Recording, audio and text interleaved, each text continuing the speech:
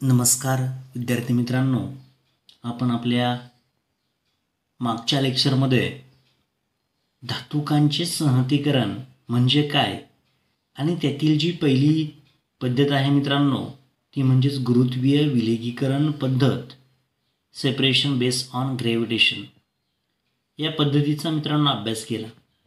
आज आपल्याला जी दुसरी मेथड बघायची आहे मित्रांनो, त्या मेथडचं नाव आहे चुंबकीय विलगीकरण पद्धत.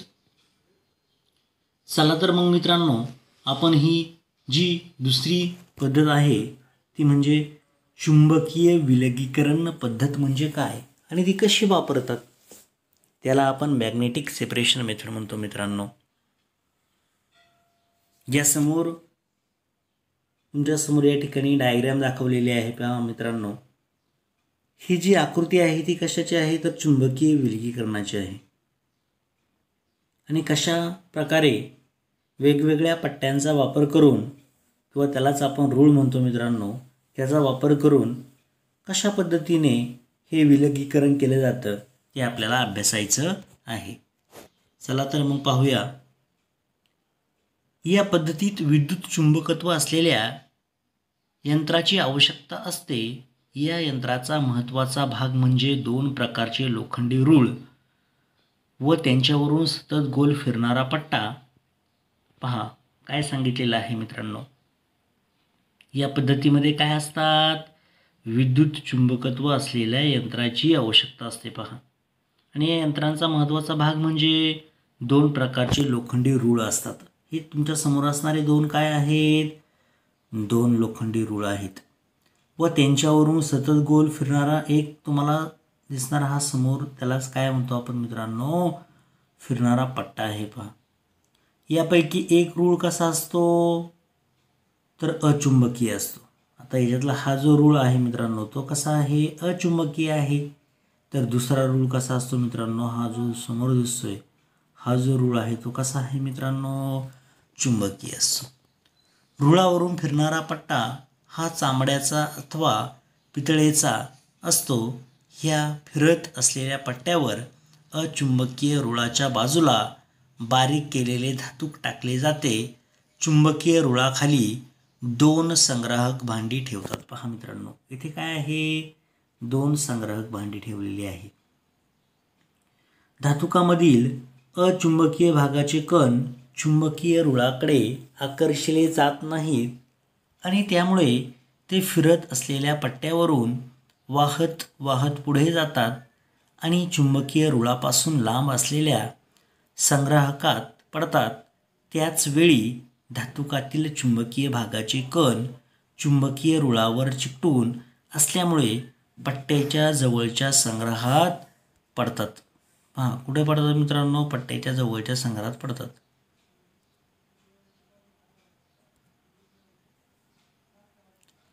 तर पुढे दिलेला आहे पहा मित्रांनो, म्हणजे काय म्हटलं त्यांनी, पट्ट्याच्या जवळच्या संग्रहात पडतात म्हणजेच कुठं तर याच्यामध्ये पडतात. पहा, आणि जे बाकीचे आहे पहा अचुंबकीय घटक ते कुठं पडतात मित्रांनो, या ठिकाणी पडतात.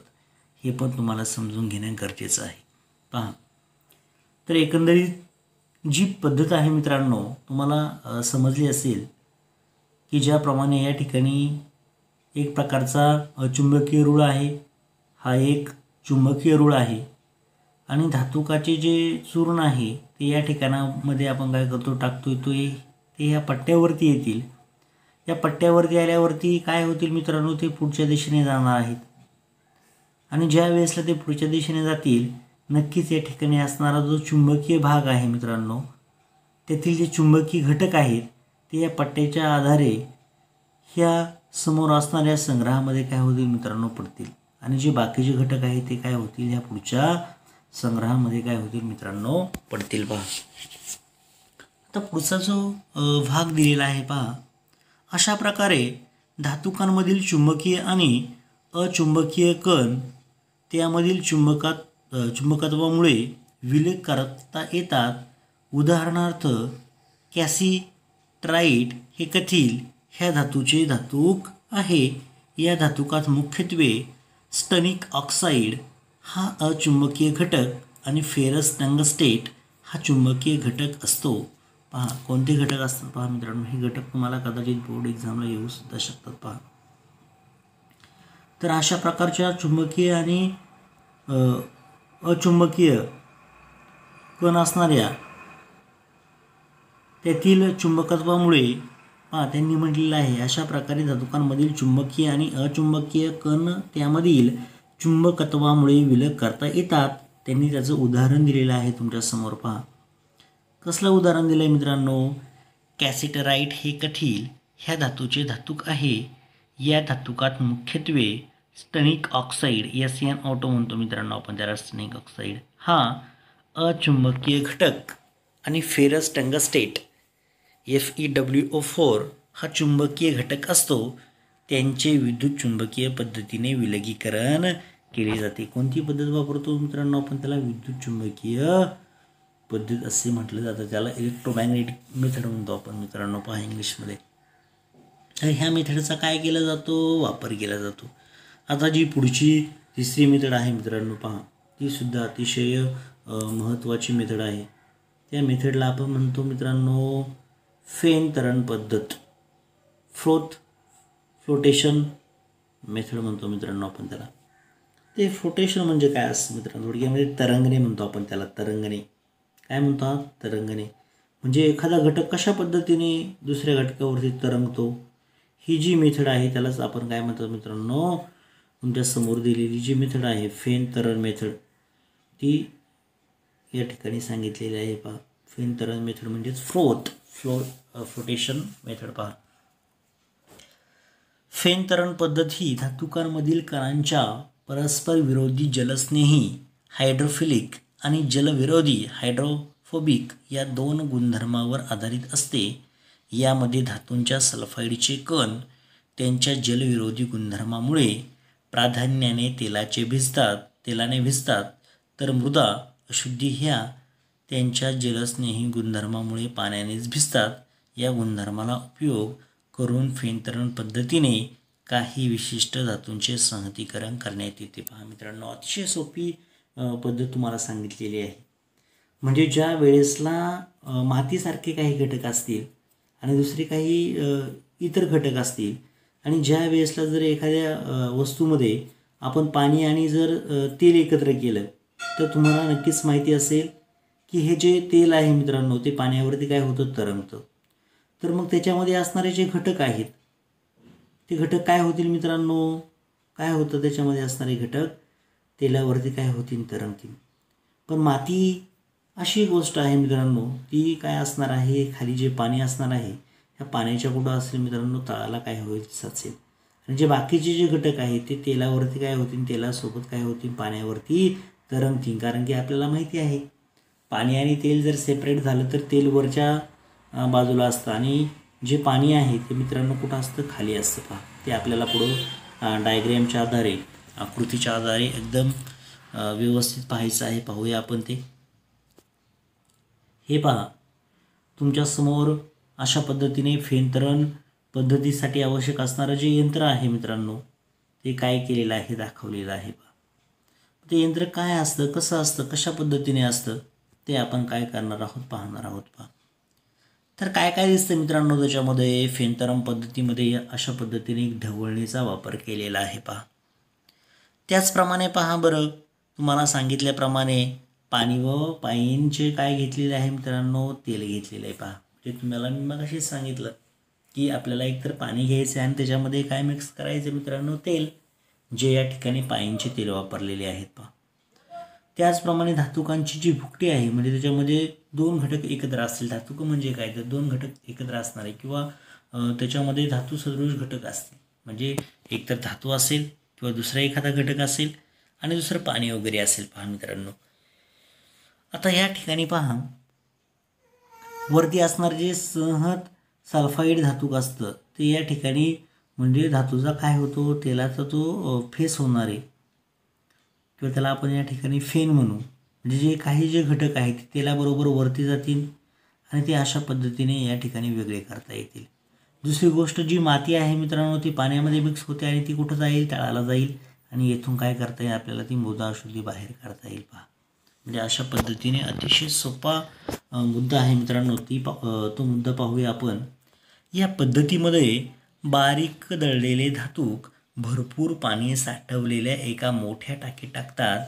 ठराविक वनस्पतींचे तेल, उदाहरणार्थ पाईन तेल, निलगिरीचे तेल इत्यादी फेन निर्माण करण्याकरता पाण्यात टाकतात. पहा मित्रांनो, कोणते तेल वापरतो आपण? पाईन तेल असेल किंवा निलगिरीचे तेल असेल. पहा, तर हे निलगिरीचे किंवा पाईनचे तेल जे आहे मित्रांनो, ते कशासाठी? फेन निर्माण करण्यासाठी काय करतो आपण? त्याचा वापर करतो. उच्च दाबाच्या हवेचा झोत पाण्यातून फिरवला जातो. तरण टाकीच्या मध्यभागी स्वतःच्या अक्षभोवती फिरणारी एक ढवळणी असते. ढवळणीचा वापर आवश्यकतेनुसार केला जातो. हवेच्या झोतामुळे बुडबुडे तयार होतात. ढवळणीमुळे तेल, पाणी व हवेचे बुडबुडे यांचा मिळून फेस तयार होतो. फेस पाण्याच्या पृष्ठभागावर येऊन तरंगायला लागतो. म्हणूनच या पद्धतीला फेन तरण पद्धती असे म्हणतात. पहा मित्रांनो, तर पाणी व हवेचे काय होतात? बुडबुडे यांचा मिळून काय तयार होतो मित्रांनो? पहा, तुम्हाला सांगितल्याप्रमाणे या ठिकाणी दाखवलेला जो आहे तो काय तयार होतो मित्रांनो? फेस तयार होतो. आणि फेस पाण्याच्या पृष्ठभागावर येऊन तरंगायला लागतो. म्हणूनच या पद्धतीला कोणती पद्धत म्हणतात मित्रांनो? फेन तरण पद्धती असे म्हटले जातं. पहा, आता पुढे पहा मित्रांनो, काय सांगितलेलं आहे? विशिष्ट सल्फाईड धातुकाचे कण प्राधान्याने तेलाने भिजल्याने फेसासोबत पाण्यावर तरंगतात.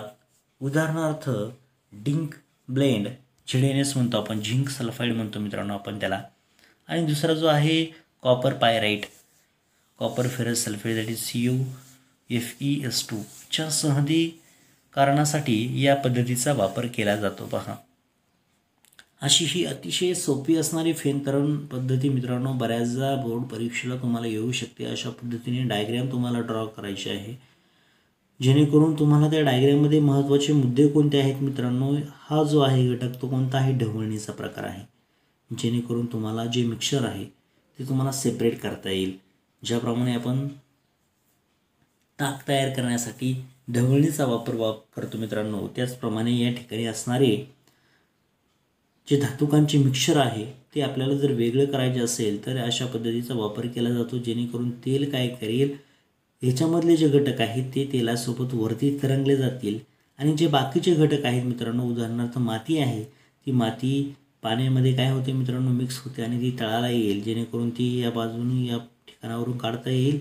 आणि जे फेस आलेले जे घटक आहेत किंवा फेन घटक आहेत मित्रांनो, ते वरच्या बाजूने काय करता येतील? आपल्याला सेपरेट करता येतील. पहा, अशी ही अतिशय सोपी पद्धती आपण आता अभ्यासली.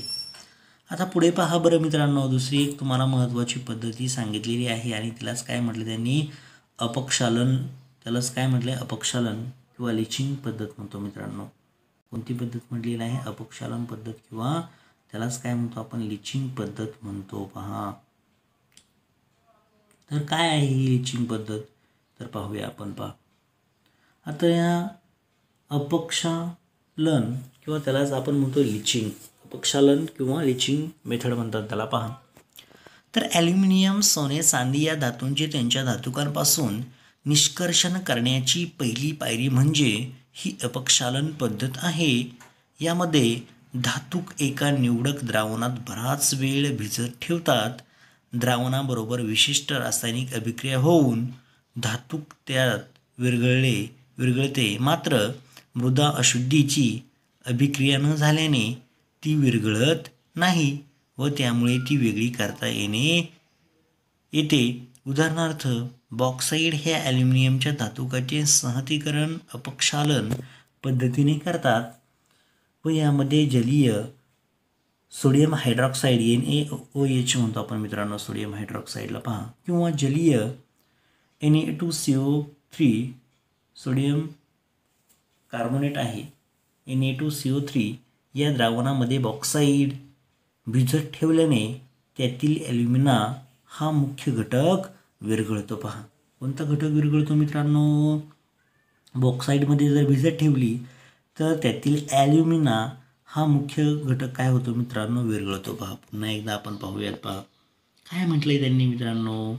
ॲल्युमिनियम, सोने, चांदी या धातूंचे त्यांच्या धातुकांपासून काय होते मित्रांनो, निष्कर्षण करण्याची जी पहिली पायरी म्हणजेच त्यालाच काय म्हणतो मित्रांनो, अपक्षालन म्हणतो. हे तुम्हाला लक्षात ठेवणं गरजेचं आहे. पहा, यामध्ये धातूक एका निवडक द्रावणात बराच वेळ भिजत ठेवले, म्हणजे एखादं जर धातूक आहे मित्रांनो, ते जर एखाद्या द्रावणामध्ये तर बराच वेळ जर आपण भिजत ठेवले तर द्रावणाबरोबर विशिष्ट रासायनिक त्याची काय होते मित्रांनो, रासायनिक काय होते, अभिक्रिया होऊन त्यात असणारे जे धातूक आहे मित्रांनो ते विरघळले जाते. मात्र मृदा अशुद्धीची अभिक्रिया न झाल्याने ती विरघळत नाही व त्यामुळे ती वेगळी करता येते. उदाहरणार्थ, बॉक्साईट हे ॲल्युमिनियमच्या धातुकाचे संहतीकरण अपक्षालन पद्धतीने करतात व यामध्ये जलीय सोडियम हायड्रॉक्साईड किंवा जलीय Na2CO3 या द्रावणामध्ये बॉक्साईट भिजत ठेवल्याने त्यांतील ॲल्युमिना हा मुख्य घटक विरघळतो. पहा, कोणता घटक विरघळतो मित्रांनो, ॲल्युमिना. पहा, आता पुढचा जो मुद्दा तुम्हाला म्हटलेला आहे, पहा थोडे आठवा, हा खूप महत्त्वाचा मुद्दा आहे. पहा मित्रांनो, तर काय म्हटलं आहे त्यांनी, पहा बरं, अतिशय सोप्या व्याख्या आहेत खरं तर त्या. तर इलेक्ट्रॉनच्या परिभाषेत ऑक्सिडीकरण व क्षपन म्हणजे काय. पहा, तर काय आहे मित्रांनो हे ऑक्सिडीकरण आणि क्षपन ते पाहूया. तर ऑक्सिडीकरण म्हणजे काय असतं मित्रांनो, एखाद्या रासायनिक अभिक्रियेमध्ये ज्या वेळेसला आपण ऑक्सिजन काय करतो मित्रांनो, मिळवतो, त्या रासायनिक अभिक्रियामध्ये किंवा त्या भौतिक अभिक्रियेमध्ये आपण ऑक्सिजन काय करतो मित्रांनो, मिळवतो, तर त्याला काय म्हणतात मित्रांनो, ऑक्सिडीकरण असे म्हणतात. लक्षात घ्या, अतिशय सोपी व्याख्या आहे. पहा, या ऑक्सिडीकरणामध्ये काय करतो आपण मित्रांनो, ऑक्सिजन ॲड करतो. ऑक्सिजन ॲड करतो म्हणजे काय करतो, मिळवतो. तर जी दुसरी पद्धत आहे ना मित्रांनो, ती त्याच्या विरुद्ध आहे मित्रांनो. पहा, क्षपन म्हणजे काय केलं जातं, की जी अभिक्रिया आहे त्या अभिक्रियेद्वारे जो ऑक्सिजनचा घटक आहे मित्रांनो, तो ऑक्सिजनचा घटक काय केला जातो मित्रांनो, त्या अभिक्रियेमधून बाहेर काढून घेतला जातो आणि त्या मेथडला काय म्हणतात मित्रांनो, तर क्षपन असे म्हणतात. पहा, म्हणजे क्षपन आणि ऑक्सिडीकरण या दोन वेगवेगळ्या पद्धती आहेत, हे आता तुम्हाला समजले असेल. पहा, तर मग त्या या ठिकाणी तुम्हाला सांगितलेलं आहे. पहा, धातुकापासून धातूंचे निष्कर्षण करताना धातूच्या धनायनांपासून धातू मिळवतात. ह्या प्रक्रियेमध्ये धातूच्या धनायनांचे क्षपन करावे लागते. क्षपन कसे करायचे हे धातूच्या अभिक्रियाशीलतेवर अवलंबून असते. आपण अभिक्रियाशीलता श्रेणी यापूर्वीच माहीत करून घेतली आहे. आता धातूंचे निष्कर्षण कसे करतात किंवा एक्स्ट्रॅक्शन ऑफ मेटल्स म्हणतो आपण त्याला, म्हणजे कसे काढून घेतात धातू, ते आपल्याला या पद्धतीत पाहायचं आहे. पहा, एक्स्ट्रॅक्शन म्हणतो आपण त्याला. तर त्यातील पहिला जो मुद्दा आहे मित्रांनो, अभिक्रियाशील धातूंचे निष्कर्षण. आता पहा, पहिला जी पद्धत आहे ती कोणती आहे मित्रांनो, अभिक्रियाशील धातूंचे निष्कर्षण करणे. पहा, तर अभिक्रियाशील श्रेणीच्या सर्वात वर असलेले धातू खूप अभिक्रियाशील असतात. श्रेणीतील उतरत्या क्रमाने त्यांची अभिक्रियाशीलता काय होते मित्रांनो, कमी होत जाते. म्हणजे जर वरती असतील, वरच्या टोकाला जर असतील मित्रांनो, किंवा जास्त वरच्या थरावरती असतील, तर त्यांची अभिक्रियाशीलता कशी आहे मित्रांनो, जास्त आहे. आणि तेच जर खाली येत गेले तर त्यांची अभिक्रियाशीलता कशी होत जाते मित्रांनो, कमी होत जाते. कशी होत जाते मित्रांनो, कमी होत जाते. पहा, उदाहरणार्थ पोटॅशियम, सोडियम, ॲल्युमिनियम हे अभिक्रियाशील धातू आहेत. जास्त अभिक्रियाशील धातूंमध्ये त्यांच्या बाह्यतम कवचातील इलेक्ट्रॉन गमावून त्यांचे धन आयन होण्याची क्षमता जास्त असते. उदाहरणार्थ, जास्त अभिक्रियाशील धातूंची विरल आम्लाबरोबर जोमाने अभिक्रिया होऊन हायड्रोजन वायू निर्माण होतो. हा खूप महत्त्वाचा मुद्दा आहे. पहा मित्रांनो, जास्त अभिक्रियाशील धातूंमध्ये त्यांच्या बाह्यतम कवचातील इलेक्ट्रॉन गमावून त्यांचे धन आयन होण्याची क्षमता जास्त असते. म्हणजे जे जास्त अभिक्रियाशील असतात ते काय करतात मित्रांनो, त्यांच्यातील इलेक्ट्रॉन्स काय करतात, गमावतात व धन आयन होण्याची त्यांची क्षमता काय असते मित्रांनो, जास्त असते. मग त्यांनी उदाहरणार्थ सांगितलं आहे. पहा बरं, जास्त अभिक्रियाशील धातूंची विरल आम्लाबरोबर काय होते मित्रांनो, जोमाने अभिक्रिया होते, म्हणजे रिॲक्शन होते. पहा, कोणाबरोबर होते, विरल आम्लाबरोबर. पहा, म्हणजे त्यालाच आपण डायल्यूट सोल्युशन म्हणतो. तर जोमाने अभिक्रिया होते आणि ही जोमाने अभिक्रिया होऊन हायड्रोजन वायू काय होतो मित्रांनो तयार होतो. कोणता वायू तयार होतो मित्रांनो H2 म्हणजेच हायड्रोजन वायू काय होतो तयार होतो. अति अभिक्रियाशील धातू हे कक्ष तापमानाला हवेतील ऑक्सिजन बरोबर अभिक्रिया होऊन जळतात. त्यांच्या निष्कर्षणासाठी विद्युत अपघटनी क्षपन पद्धत वापरावी लागते. उदाहरणार्थ सोडियम, कॅल्शियम व मॅग्नेशियम हे धातू त्यांच्या वितळलेल्या क्लोराईड क्षारांच्या अपघटनाने मिळवतात. पहा कोणते धातू मिळवतात मित्रांनो त्यांनी सांगितलेलं आहे. सोडियम, कॅल्शियम व मॅग्नेशियम हे धातू त्यांच्या वितळलेल्या क्लोराईड क्षारांच्या अपघटनाने मिळवतात. या प्रक्रियेमध्ये धातू हा ऋणाग्रावर किंवा त्यालाच आपण कॅथॉडवर म्हटलेलं आहे पहा जमा होतो व क्लोरीन वायू हा धनग्रहावर किंवा धनाग्रावर ॲनॉडवर त्यालाच ॲनॉड असे म्हणतो. धनाग्र म्हणजे ॲनॉड आणि कॅथॉड म्हणजे काय म्हणतो आपण ऋणाग्र म्हणतो. पहा ॲनॉडवर मुक्त होतो. वितळलेल्या सोडियम क्लोराईडचे विद्युत अपघटन करून सोडियम धातू मिळवताना विद्युत अग्रांवरील अभिक्रिया पुढीलप्रमाणे आहेत. आता या अभिक्रिया कशा आहेत पाहूया. म्हणजे धनाग्रावरती होणारी अभिक्रिया कोणती आहे, ऋणाग्रावरती होणारी जी अभिक्रिया आहे त्या अभिक्रियांचा आपल्याला अभ्यास करायचा आहे. पहा मित्रांनो म्हणजे या प्रक्रियेत धातू हा ऋणाग्रावर जमा होतो. म्हणजे ऋणाग्रावर म्हणजे कॅथोडवर जमा होतो. तर जे क्लोरीन वायू हा धनाग्रावर म्हणजेच ॲनॉडवर काय होतो मित्रांनो मुक्त होतो. वितळलेल्या सोडियम क्लोराईडचे विद्युत काय होते मित्रांनो अपघटन करून सोडियम धातू मिळवताना विद्युत अग्रांवरील अभिक्रिया पुढीलप्रमाणे होते. तर ही अभिक्रिया कशी होते मित्रांनो ते आपल्याला काय करायचं आहे पाहायचं आहे. आता पाहूया कशी आहे ती अभिक्रिया.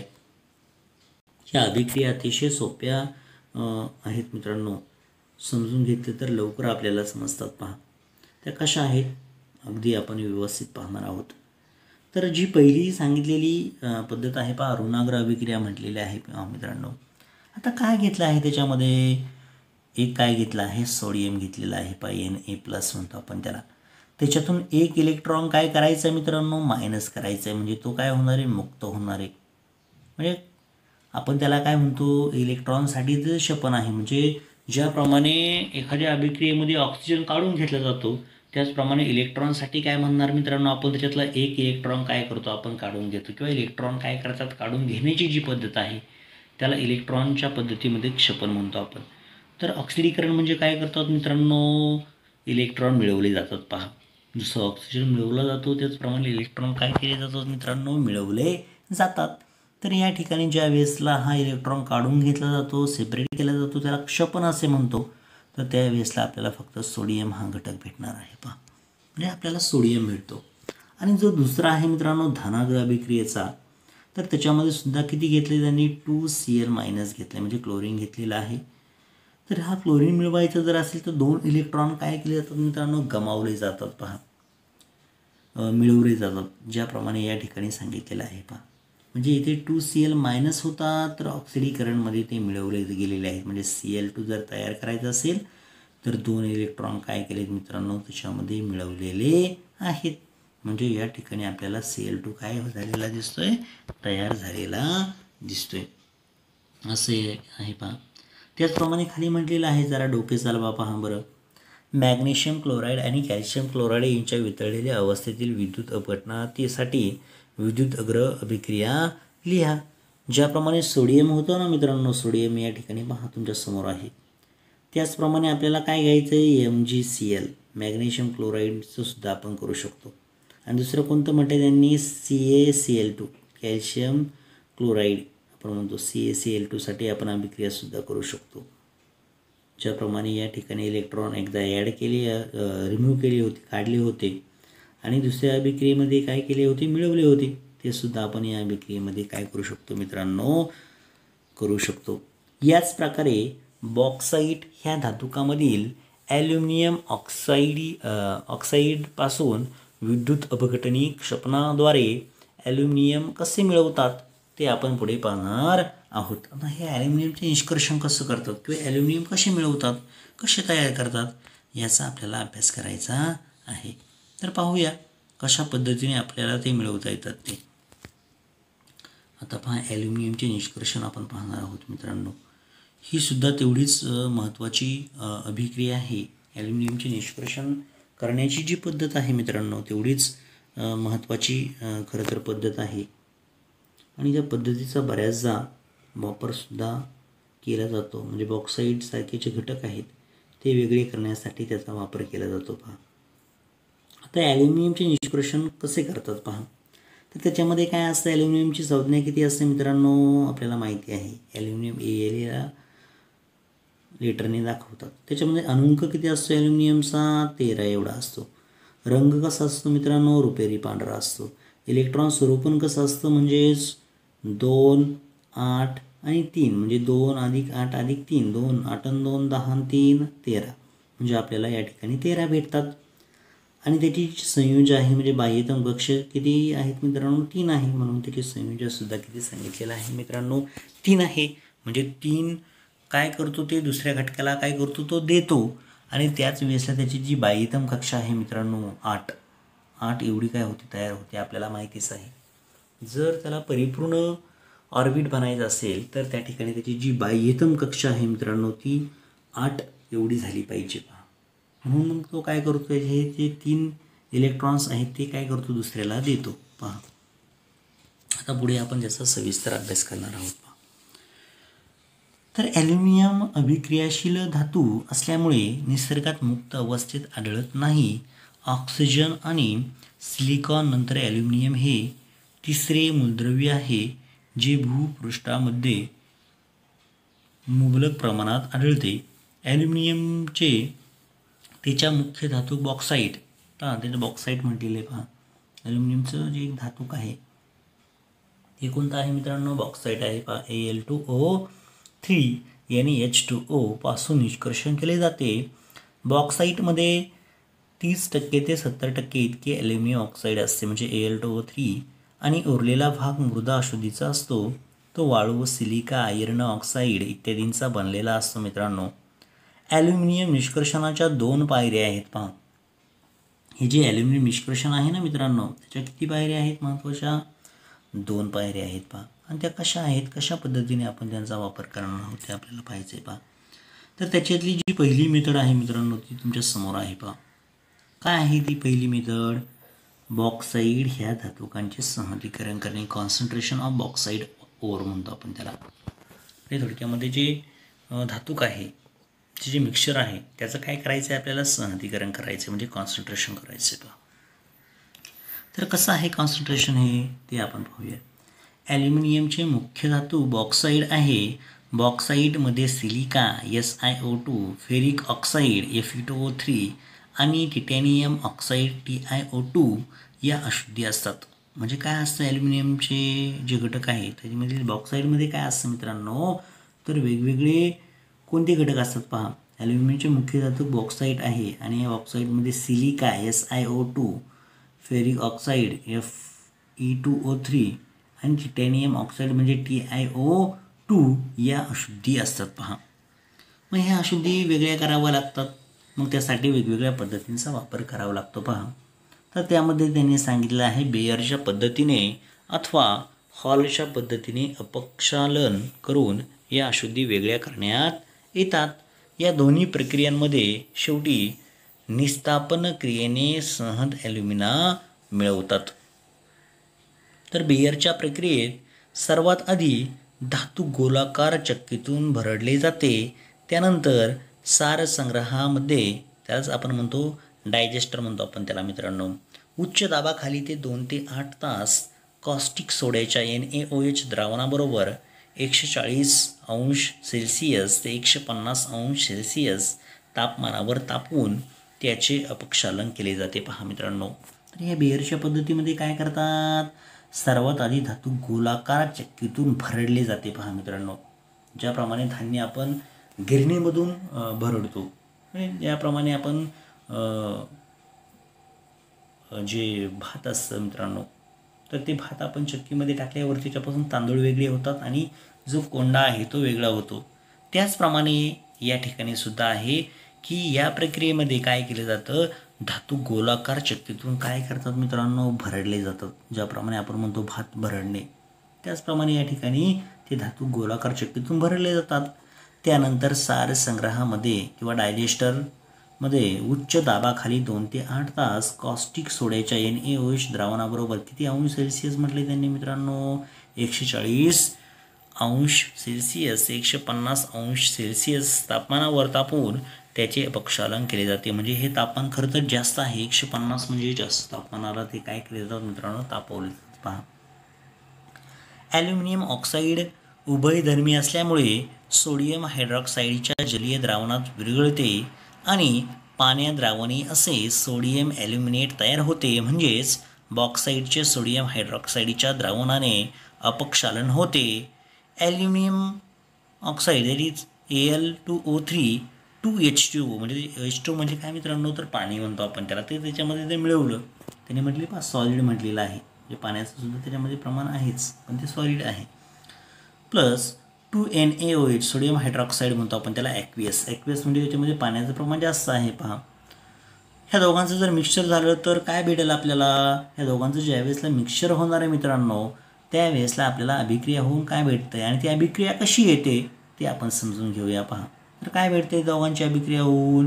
Na2NaAlO2 ॲक्वियस तयार होतं आणि 3H2O म्हणजे वॉटर काय होतं मित्रांनो? तयार होतं. पहा, तर ते कसं होतं मित्रांनो तयार? ते सुद्धा आपल्याला पाहता येऊ शकतं. तर ते कसं होतं? तर या ठिकाणी पहा, ॲल्युमिनियम जर पाहिले तर ॲल्युमिनियमचे 2 घटक आहेत. ऑक्सिजन जर पाहिलं मित्रांनो तर ऑक्सिजनचे 3 घटक आहेत. पहा, ऑक्सिजन 3 आहेत, लक्षात घ्या. H2O जर पाहिलं म्हणजे H2 म्हणजे किती असतं नाही तर H2 4 आहेत. कारण की जर असं असेल तर लक्षात घ्यायचं ह्या दोघांचा काय असतो? गुणाकार असतो. म्हणजे हायड्रोजन किती आहेत? 4 आहेत. ऑक्सिजन किती आहे सांगा बरं मला? म्हणजे हे 3 आणि हा 1 म्हणजे असे किती आहेत ते पण लक्षात ठेवा. म्हणजे किती आहे ऑक्सिजन? किती आहेत मित्रांनो? 4 आहेत. या ठिकाणी जरी पाहिलं तर सोडियमसुद्धा किती असतील? 2 असतील. आणि इथे ऑक्सिजन पण किती असेल? 2 असेल. हायड्रोजन पण किती असतील? 2 असतील. कारण की हा जो पुढचा 2 असतो ना मित्रांनो, तो या तिघांना सुद्धा काय असतो? गुणिले असतो. लक्षात घ्यायचं नेहमी. तर कसं येतं आहे ते पाहूया. आता इथे पहा बरं, आता इथे आपण पहिल्यांदा सोडियम घेऊया. सोडियम पाहूया. सोडियम किती आहे? 2. पहा, इथे 2 आहेत ना सोडियम, 2 पुढे असतो म्हणजे 2 गुणिले असतो. इथे पहा बरं या रिॲक्शनमध्ये इथे पण किती सोडियम आहे? 2. म्हणजे सोडियम झालं का बॅलन्स? बॅलन्स म्हणजे संतुलित झाली का? अभिक्रिया झाली. आता पुढचं बघूया. सोडियम झालं. आता सोडियम नंतर काय दिसतंय तुम्हाला? ॲल्युमिनियम दिसते. आता ॲल्युमिनियम पहा बरं मित्रांनो, इथे पहा ॲल्युमिनियम आहे. त्याच्या पुढं किती आहे? 2 आहेत. म्हणजे 2 ॲल्युमिनियम आहेत. किती? 2 ॲल्युमिनियम. बघूया बरं या इकडे किती ॲल्युमिनियम आहेत? इकडे सुद्धा पहा बरं, फक्त इथे Al2 आहेत. म्हणजे इथे सुद्धा किती ॲल्युमिनियम आहेत? 2. झालं का संतुलित? आता तिसरं पाहूया मित्रांनो काय आहे नक्की. तिसरं कशा पद्धतीने आपण असं ते पाहूया. आता आपण काय पाहूया? ऑक्सिजन बघूया. ऑक्सिजन. आता हा जो ऑक्सिजन आहे ना, इथे पहा अशा पद्धतीने पुढे 2 आहेत आणि इकडं हा 2 आहे. म्हणजे हे 2 आणि हे 2 किती झाले? 4. म्हणजे ज्यातले इकडे पहा बरं हे 3 आणि हा 1 म्हणजे किती झाले? हे 4. आता इकडेचा एक जो राहिला आहे म्हणजे 1 आणि हे 2 म्हणजे 2 ऑक्सिजन राहिलेत, ते तुम्हाला इकडे पाहायला भेटतील. पहा हे 2 ऑक्सिजन आणि या ठिकाणी जर पाहिलं आपण तर पहा इथे आहे आणि हा पुढे 3 घेतलेला आहे. म्हणजे किती होतील मित्रांनो ते पहा किती झाले? हे 3 ऑक्सिजन ते या ठिकाणी काय होतात आपल्याला पाहायला भेटतात. म्हणजे जी अभिक्रिया आहे मित्रांनो ती कशी झालेली आहे? संतुलित झालेली आहे.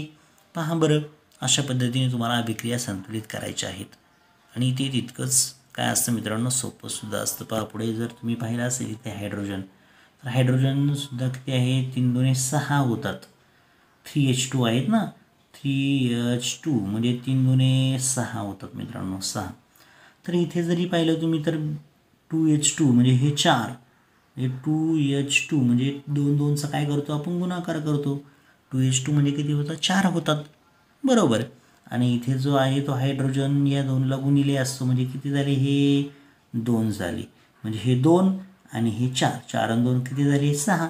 म्हणजे इकडे पण 6 आहेत. पहा बरं, 3 2 6 आणि इकडे पण किती झाले मित्रांनो? 4 आणि 2 किती झाले? 6.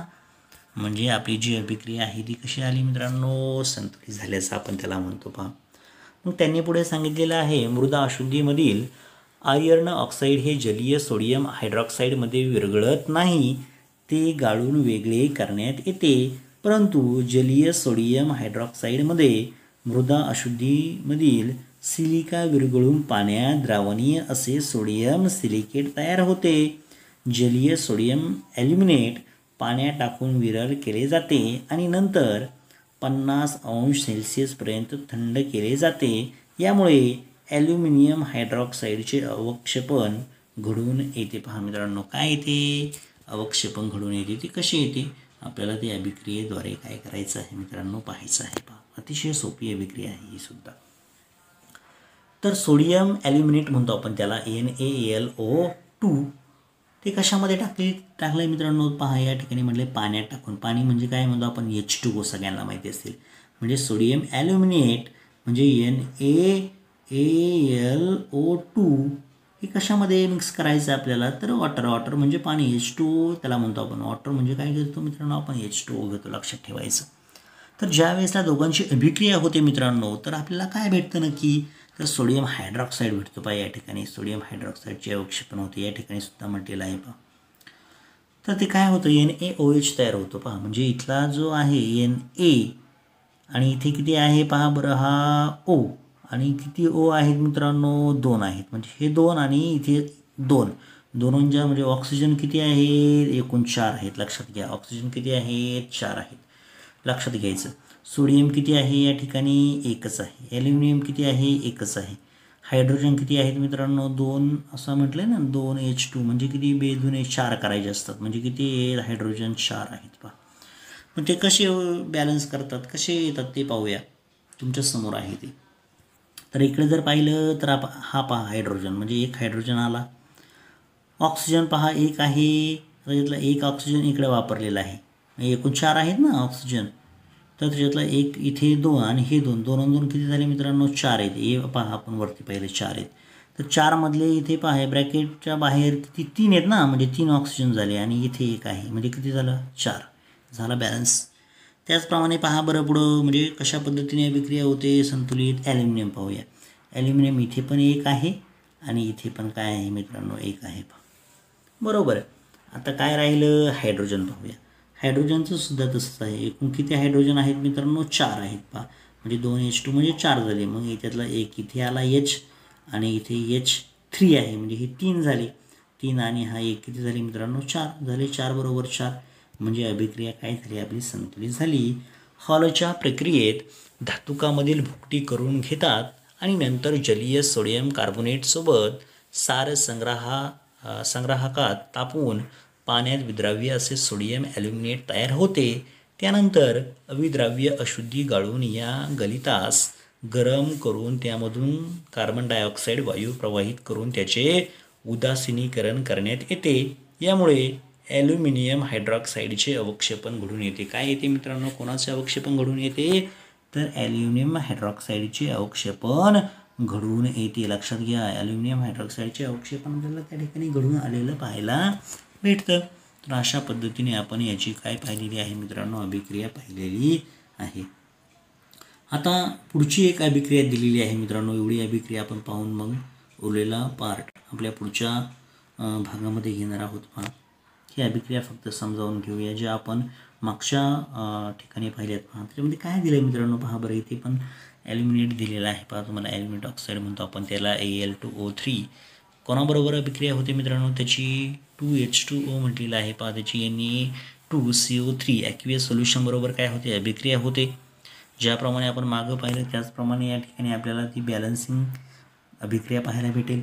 या ठिकाणी सुद्धा दुसरे सांगितले आहे 2NaAlO2 ॲक्वियस घेतलेला आहे आणि त्याची कोणाबरोबर अभिक्रिया होते? 3H2 म्हणजे पाण्याबरोबर होते आणि दुसरं म्हणजे कार्बन डायऑक्साईड CO2 बरोबर जर अभिक्रिया झाली तर आपल्याला भेटतं 2AlOH3 प्लस Na2CO3 हे काय भेटतात? आपल्याला घटक भेटतात. पहा, दोन्ही प्रक्रियेत मिळालेला AlOH3चा अवक्षेपित गाळून धुवून कोरडा करतात आणि नंतर 1000°C तापमानाला तापवून निस्तापन करून ॲल्युमिना मिळवतात. म्हणजे अशा पद्धतीने आपल्याला ॲल्युमिना Al2O3 मिळवला जातो. पहा, म्हणजे 2AlOH3 ज्यापासून Al2O3 मिळवतात आणि दुसरा काय घेतो आपण 3H2O आपण काय करतो मित्रांनो मिळवतो. म्हणजे अशा पद्धतीने आपल्याला अभिक्रिया भेटते. ही कशी भेटते ती समजून घ्या. म्हणजे इथे ॲल्युमिनियम किती आहेत 2 आहेत, ऑक्सिजन किती आहेत 2 आहेत आणि इथे 2 म्हणजे किती असतात खरं तर ते समजून घ्या ब्रॅकेट आहे. म्हणजे 3 ऑक्सिजन 3 दुने किती होतील ऑक्सिजन मित्रांनो 6 होते. इथे पण जर पहा बरं हायड्रोजन 3 आहेत, 3 दुने किती होते हायड्रोजनसुद्धा 6 होतील पहा. तर कशा पद्धतीने भेटतं आहे ते आपल्याला समजून घेणं गरजेचं आहे पहा. तर ॲल्युमिनियम 2 आहेत आलेत का पहा बरं ॲल्युमिनियम 2 आलेत, ऑक्सिजन इथं 3 आलेत, एकूण 6 आहेत आणि इथे 3O म्हटलं आहे ना, हा 3 काय असतो या ओला गुणिले असतो. म्हणजे हे 3O म्हणजे हे 3 आणि इथले हे 3 3 आणि 3 किती झाले 6 झाले का 6 बरोबर. आता हायड्रोजनसुद्धा किती आहेत मित्रांनो हायड्रोजनसुद्धा 6 आहे. ते पण पहा इथे 3 दुने 6 3H2 म्हटलेले 3H2 म्हणजे हा 3 याला 2ला काय असतो गुणिले असतो. म्हणजे 3H2 म्हणजे झाले का 6 म्हणजे आपली अभिक्रिया काय झाली मित्रांनो संतुलित झाली. आता जो दुसरा प्रकार आहे मित्रांनो तो आपल्या पुढच्या याच्यामध्ये पाहणार आहोत भागामध्ये आपण त्याला म्हणतात ॲल्युमिनाचे विद्युत अपघटनी क्षपण म्हणजे काय आणि ते कसं होतं मित्रांनो ते आपल्याला आपल्या पुढच्या पार्टमध्ये अगदी व्यवस्थित पाहायचं आहे. तर नक्कीच सर्वजणांना हा पार्ट समजला असेल. जो पार्ट तुम्हाला समजत नाही नक्कीच तुम्ही मला विचारू शकता मित्रांनो. एखादी अभिक्रिया तुम्हाला जर समजली नाही तर तुम्ही नक्की विचारा. पण जास्तीत जास्त प्रकारे अभ्यास करण्याचा प्रयत्न करा. एखादा पॉईंट समजत नसेल 2दा 3दा 4दा वाचा म्हणजे तो तुमच्या लक्षात येईल. आणि जेणेकरून तुम्ही जर पुस्तकच तुमच्या जर लक्षात राहिले तर बोर्ड परीक्षेमध्ये तुम्हाला कोणताही प्रश्न जरी आला तरी तुम्ही सहजासहजी काय करू शकता मित्रांनो लिहू शकता. Okay thank you.